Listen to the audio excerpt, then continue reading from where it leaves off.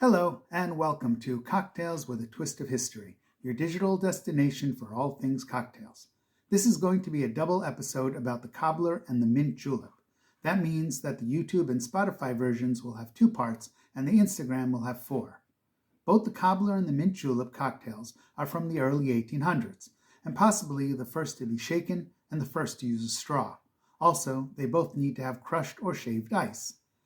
Let's stop here for a second just to let you send a link of this show to other people so they can enjoy cocktails with a twist of history.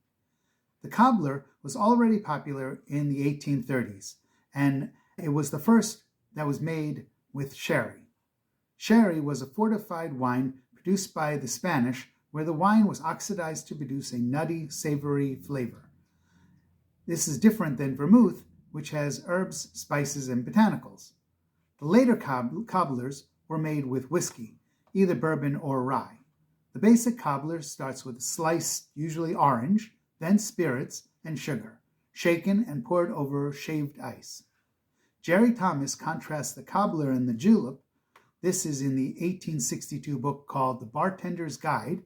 We see that there was enough interest that he would have a book aimed at bartenders. He says that the cobbler is an American invention. His quote, "To make it acceptable to the eye, as well as the palate, it is necessary to display some taste in ornamenting the glass." They don't call it a garnish yet. It was also the first time we see the use of a straw in a cocktail. This was for the mint julep and the cobbler. The shaved ice made it hard to drink, so the original straws were made from a rye plant. This is in rye whiskey, or I guess as rye bread. The straw was used to, quote, "prevent the ice from hitting your nose." Okay, I have been talking way too long without a cocktail in my hand. Let's make a whiskey cobbler. So we said it's a shake and drink. We are going to need the shaker, and here we are going to use bourbon, and we are going to use a full 2 ounces of bourbon in our cocktail. Here we go. We have a full 2 ounces of our bourbon. Now, we are going to use a 1/2 ounce of a simple syrup. This is either a 1-to-1 or a 2-to-1. 2-to-1 means that you have 2 parts sugar to 1 part of the water. It makes it a little bit of a sweeter, simple syrup. Okay, now we are going to add our ice. I'm using regular ice in the shaker, and we're going to show you that we have the crushed ice in our glass. Here we go. 1 more piece. Always got to use a lot of ice. And we're going to put our cover on and hold it. And here we go. Let's shake.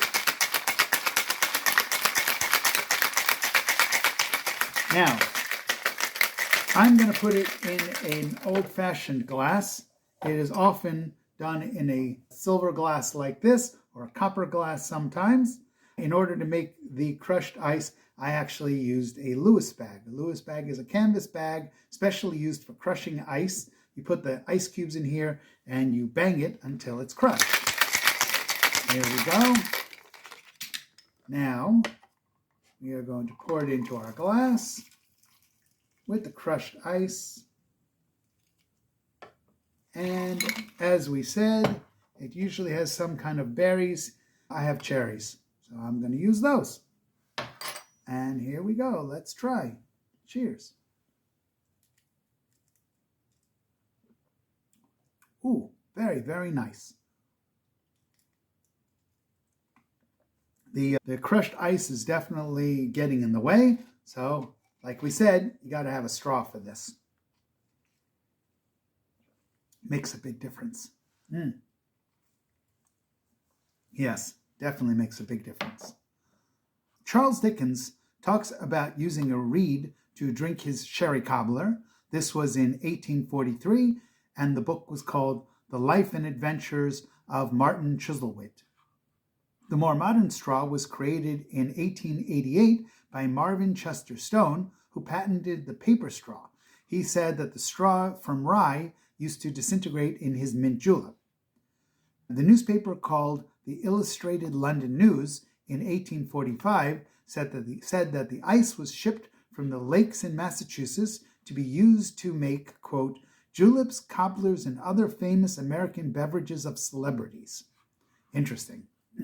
I have heard that if you skip on the sugar in this drink, it will fall flat. That is because of the crushed ice. I have a sweet tooth, so I don't mind the extra sugar. Another distinction is that the cobbler has no lemon. Lemon was used in a lot of cocktails, and the idea that this one does not makes it distinct. For some reason, it has berries as the ornament, or as we would call it, the garnish.